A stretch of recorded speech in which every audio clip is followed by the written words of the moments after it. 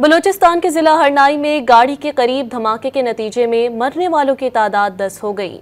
5 जख्मी जेरे इलाज हैं। धमाकेखेज मवाद सड़क किनारे नस्ब किया गया था। मजीद जानेंगे डॉन न्यूज के नुमाइंदे अब्दुल्ला जहरी से। अब्दुल्ला, पुलिस का मजीद क्या कहना है धमाके से मुताल्लिक और जख्मियों की हालत कैसी है? जी बिल्कुल, हरनाई वाकये में जख्मी होने वाला एक जख्मी शख्स दम तोड़ गया, जिसके बाद जाम बहक होने वालों की तादाद 10 हो गई, जबकि इस वक्त भी 3 जख्मियों की हालत तशवीशनाक बताई जा रही है, जिन्हें हरनाई के डिस्ट्रिक्ट हेल्थ हेडक्वार्टर मुंतकिल कर दिया गया। इम्कान ये जाहिर किया जा रहा है कि जैसे ही उन्हें तिबी इमदाद फराम किया जाएगा और सफरी तौर पर डॉक्टरों की जानिब से इजाजत दी जाएगी तो उन्हें क्वेटा मुंतकिल किया जाएगा।